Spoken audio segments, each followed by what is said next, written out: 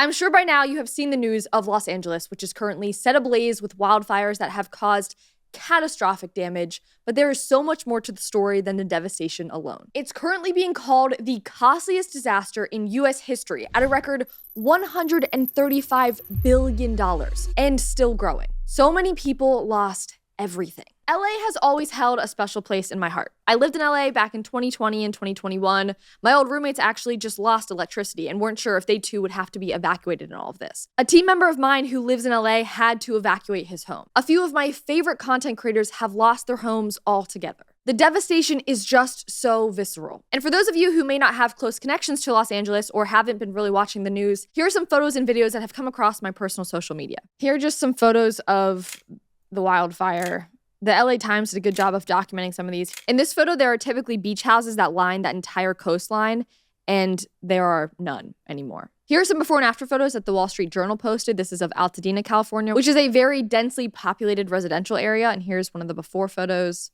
and it's just completely gone. Here's another shot of the coastline with a bunch of their huge mega mansions completely gone. There's like still a fire burning on that last one. Here's another shot of Altadena, and again, the before and afters are just devastating. This is some drone footage of the Pacific Palisades.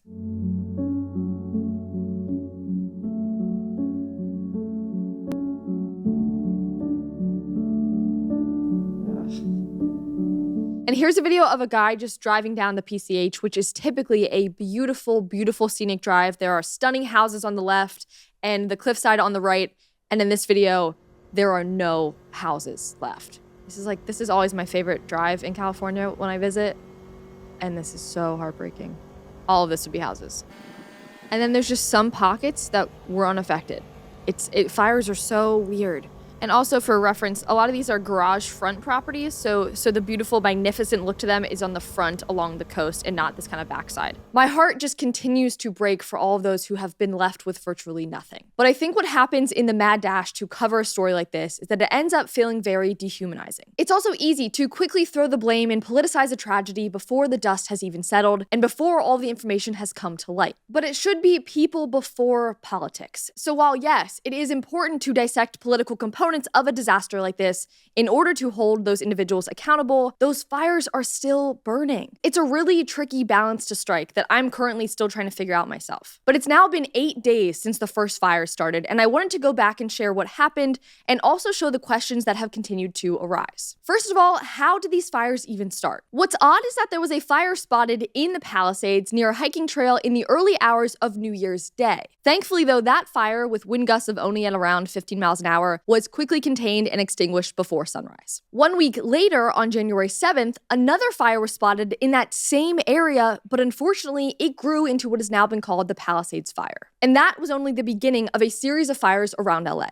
I'm not sure if all of these are still active fires, but I do know at one point there were 5 different fires active across LA County at the same time. There's a website called Watch Duty where people can track the fires and also track the progress of the fires being contained. And you can just see here on this map, just to understand the scale of LA County and how far away these fires are from each other, that the Eden Fire and the Palisades Fire are on 2 different sides of the counties. I mean, you can just see it here. And it looks like as of this morning that these are some of the last fires to be contained. Like, this is an hour's drive between these 2 locations. So I don't know how these fires were started, but also at first when I heard about the story, I thought that they all were started from the Palisades Fire and then they all kind of just spread because of it. But that's not what has happened. So some people are thinking it's arson. Other conspiracies are saying that these were all started on purpose at different locations around the city. So there's a lot being speculated and said, but nobody knows the answers right now, which is very, very frustrating. The fire has covered over 40,000 acres. Over 12,000 structures have been completely destroyed, and at the time of this recording, 24 lives have been lost. Many others are missing, and these numbers are still growing in real time. Now, going back to where this all started, there were actually hikers on a trail in the Palisades who were apparently some of the first people to spot the fire in its earliest stages, and they caught it on camera. Now, I had that footage here this morning to show you, but I realized that since the time of last night when I wrote this story, that the Twitter user who posted this footage has completely removed not only the videos, but his account. It's completely gone, which is weird because this video has been up for several days at this point. The user had been active in his comment section, allowing journalists to use his footage. So I was very confused why he just wiped his account. But the footage is still available other places on X, so here's a bit of that footage. Dude, that's right where we were standing. We were literally right there. Holy shit. So this is right after they smelled smoke, they saw this. And that is the hiking trail up there. That shit is going quick. Wait, we're in a fire right now. Guys, we gotta go up. Let's go up. Let's go up. Oh my God, look. So that's the start of the Palisades fire, apparently. And I can't imagine hiking these trails and seeing that behind you because these are not easy trails to just walk up and down. They're kind of gnarly. A lot of people are criticizing them for not taking this seriously, but again, at this point, they don't know what's coming, so I'm not entirely surprised by this reaction from a bunch of young guys. A lot of people were jumping in the comments and accusing these guys of being the ones to have started the fire, so maybe that's why they ultimately took down this footage, but a lot of other people were saying, why would they have posted this if they were the guilty ones? That doesn't really track or make any sense, but while this footage is very ominous and scary, it is also very helpful for those who've been trying to trace the origins of this fire. Clearly, as you can see from it being broad daylight and a sunny day, it was not lightning that caused these. And given the fact that the location of the flame appears to be very close to the famous remote hiking trails within the canyons, it doesn't seem to be some electrical fire either. Right now, authorities still don't know the cause. But another thing that you can clearly hear in that video is the wind. Wind was one of the biggest factors that fed and spread this fire so quickly, with wind gusts of up to 50 to 100 miles per hour. Those are hurricane level winds. So the fire got bad very, very quickly. Some people left their homes thinking that they could easily get back to them, which they couldn't, or others couldn't physically get to their homes to get their belongings in the first place. This insane video posted to X shows just how close some people actually got to the flames before they evacuated. The fact that this guy's even filming this is crazy to me. Just be okay. You're gonna be okay. Hi. You're gonna be okay. Just hear that wind. It feels like a hurricane. Like it. Don't worry about that, dude. Look at that. Oh shit. It's wild because all the wind has to do is change direction and you're in immediate danger or you're completely safe. Like that's how fickle and important the wind is in a situation like this. Oh man, it's so crazy. I quickly jumped in the comments to make sure that this individual was okay who posted this, and the original poster under the video did state that the people in this video were able to safely evacuate. There were other videos online though of old men predominantly who decided to stay and fight the flames themselves, which is obviously incredibly, incredibly dangerous, and in no way am I sitting here recommending this, but miraculously, their efforts actually worked. Now, it looks to be some guy on Snapchat was filming this old man, and I think trying to get him to go to safety, and the old man was like, "Go away, you annoying child, I'm busy working." And by working, he was spraying down his house as much as possible. Look, I'm just busy, okay? He's like, "I'm just busy." Queen 200. Do you need any help? Yeah. What can I help you with? Need an engine company. The engine company. This is nothing. I can't. What does he want me to do? No, I'm just a volunteer. I'm trained in been certified for wildlife firefighting. That's why I Bro, this isn't gonna do anything. I don't. Apparently, the old man was in a hot zone where even firefighters weren't going. So he couldn't get help and wasn't getting any help. Obviously told to evacuate a long time ago. So this guy's been trying to get him to leave for over an hour apparently, and the old man was not having it. Are you gonna be okay? Oh, I'm not doing okay. No, you're gonna be okay. Is everything okay? No. I can't get you out of here? Well, he's burned down just a little bit more. I've got my animals in the car. Do you have water? I'm not using it! No, drinking water. Old man he's so done with his kid. Just drink it out of the hose. Really use an engine company up here. Company up here. They can't get up here because the roads are blocked. He's just watering down every tree, his lawn, his car, his roof, his house, everything. He's just spraying water on. Well, I'm happy to report that the old man's house is still standing. Last I saw him, he was watering that tree. I don't know if it's luck, bravery, confidence, desperation. I mean, there's so many elements of it, but yeah, stubbornness. One commenter said, different generation, different breed.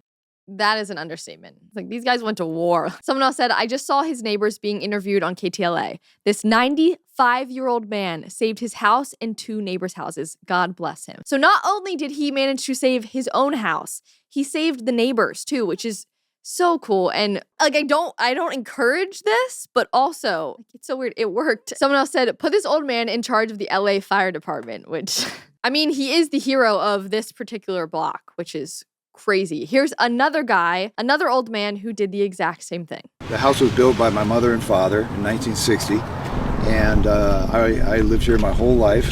So there's a lot of memories here. And I think I owed it to them as well to try my best to save it. Some things in life are worth fighting for. I mean, if I were to lose this house, it would be very difficult to afford to be able to build a new house, to pay the enormous property taxes they have here. What would I do?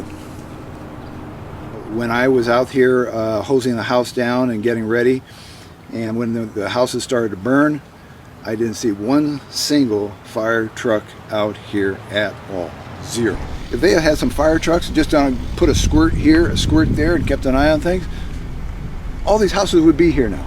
I'm telling you right now, I saw it with my own eyeballs. Now, what he's describing here, and I think is important to point out because I've heard this talked about a bunch now, it wasn't like a normal wildfire where everything in the path of the fire is just completely obliterated. These fires were sort of started by embers going from one house to another, or one little fire catching onto a tree and just sort of spiraling. So these people who did stay were able to kind of spray the fires out real time, which again is so risky, but that's how this is even feasible that something like this could have been saved. All these houses, the houses behind me, they're all gone. They started with one little spark, one little small fire. They just squirted those out, had a few people out there. They'd all be here now. I mean, the entire house was completely saved again. And that was like a big property too. Like he couldn't just run around with the hose. Like, I don't know how that works, but man. One of the things that he pointed out here, I really wanted to emphasize that some of these homeowners have inherited these properties or lived in them for decades. So paying new tax rates or rebuilding is nearly impossible for many people. There was also a mobile home park that is now completely gone. One of, if not the last, middle-class area within the Palisades. On the other end of the spectrum, there were, of course, the wealthy A-listers who were affected. From Miles Teller to Mel Gibson to Leighton Meester, they all lost their homes and their neighborhoods in the fire. Miles' wife Kelly actually shared a photo of their house as they were evacuating, and then she showed the after photo of that. That is the house after. The fire does not discriminate, and the wealthy are not any more safe or immune to the whims of an inferno like this. It proves that we can't truly control everything. And whether it was a celebrity or a local resident talking about their losses, they all seem to say the same things. They had their loved ones, they grabbed their pets, they grabbed their photos, and the rest they just had to leave behind. At the end of the day, they all had the same priorities. And while there was intense sadness across the county, it also quickly grew to anger. And as I started to see the people directly impacted call out policy and political frustrations, that is where I directed my attention. Miles' wife, Kelly, who actually responded to a comment under her before and after photo, and the comment said, "It's wild that LA has some of the biggest taxes and a massive source of water, yet the governor has cut the firefighters' budget to 1%, and the fire hydrants are all empty." And Kelly responded under that and said this. And just to clarify what that comment said, they cut the fire department's budget by 1%. But while 1% may not sound like a lot, that is over $17 million, especially coming from a department that was asking for more help and more resources, and yet they cut it. But not only did they cut their already low budget, but they didn't grant access to certain resources that the fire department was desperately asking for. And to go back to the other part of the comment in which they accused the fire hydrants of being empty, 20% of the fire hydrants in the Palisades did go dry. There are calls for the LA mayor, Karen Bass, to be fired, especially given the fact that she was in Ghana when this first happened. Do you owe citizens an apology for being absent while their homes were burning? Do you regret cutting the fire department budget by millions of dollars, Madam Mayor? Have you nothing to say today? There are also fears that DEI picks were selected ahead of candidates best fit for high-ranking roles within the fire department. There are also concerns over the massive failures to take proper care and conduct controlled burns of the hills that could have potentially mitigated or prevented the fires from spreading in the first place, all in order to protect wildlife. Combine those concerns with the failures regarding the water supply, and you have unleashed a new fury of righteous anger. Many on the left are directing the blame broadly on climate change without specifying exactly what it is that they mean by that. However, even Governor Newsom, who many are blaming for an array of failures, has ordered an investigation into what has happened because there are so many failures that it is undeniable. One guy over on Twitter said, "People are going to be pretty outraged in the next coming weeks and months when they learn what financial resources went to other than things like the Los Angeles Fire Department." Actor James Woods, who also lost his house in this, called out another frustration among residents. He responded to a tweet that said, "Do you still have homeowners insurance? We're hearing lots of property owners in the area have no insurance coverage due to insurance companies pulling out of the area and canceling policies months ago. True or rumor?" And James responded and said, "State Farm, my insurer for decades, canceled my insurance and everyone in our immediate neighborhood just before the fire. State Farm wasn't there no matter how much they tell you otherwise in their stupid commercial jingles." Which I've read, especially over the last year, that thousands of policies were canceled in those areas now affected by the fires. Many insurers noting that they knew the threats for fires like this were coming. So even the insurers knew, and for some reason, the government did not, or knew and didn't take the necessary precautions. I mean, it doesn't make any sense. And it is maddening. Yes, this was in many ways a lethal cocktail of weather conditions and brush, but wildfires are not unforeseen threats against the area. They never have been. Again, it's California. They know this, which begs the question as to why were there not more clear preparations for a disaster of this scale from a local government standpoint? If even the insurance companies had that much awareness to be concerned, why wasn't there more being done to mitigate the threat? The winds do get bad every year. That is nothing new. They know about that and they could have prepared. It all reminded me of a Joe Rogan clip that I saw going around on X, where he recalled a conversation that he had recently had with a firefighter out in California. I talked to a fireman once. This is one of the reasons that freaked me out. And he was telling me, he goes, "Dude, one day," he goes, "it's just going to be the right wind and fire's going to start in the right place and it's going to burn through LA all the way to the ocean. And there's not a thing we can do about it." I go, "Really?" He goes, "Yeah, we just get lucky." He goes, "We get lucky with the wind." He goes, "But if the wind hits the wrong way, it's just going to burn straight through LA and there's not going to be a thing we can do about it." And the wind's just blowing embers through the air, and those embers are landing on roofs, and those houses are going up, and they're landing on bushes, and those bushes are going up, and everything's dry.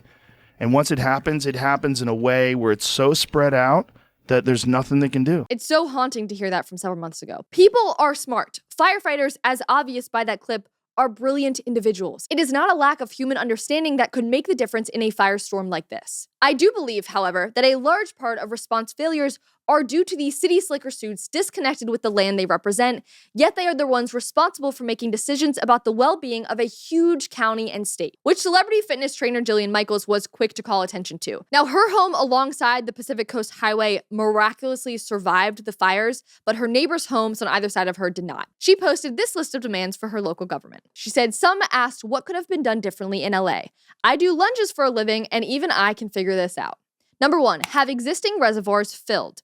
If repairs are needed, do them during rainy season or after new ones are built. Number 2, build the new reservoirs Californians voted to fund in 2014. Not one is complete. Again, this is true. Californians did vote for something like this, and nothing has been done. Number 3, stop using taxpayer dollars to fund crazy shit like drug kits to the homeless and fund desalination plants. Number 4, increase funding to the fire department. Don't cut it." She also listed number 4 as do prescribed control burns, which again is a no-brainer in so many parts of the country. And so I'm so confused as to why this was stopped in California. Number 5, create fire breaks. 6, divert the water for the smelt fish back to urban areas. When the fire retardant and fire waste washes into the ocean, those fish are screwed way worse. And again, some of these measures that ended up harming everyone in this situation were done to protect local fish or local wildlife, when in reality, they needed to be focusing on the well-being of the individuals, the humans, and the structures that were in these places. So it's all about priorities. She listed 6 again, and she said, get nut farmers out of Cali and into another state. It takes 1.1 gallons of water to grow an almond. And by almond, she means single almond. It takes that much water to grow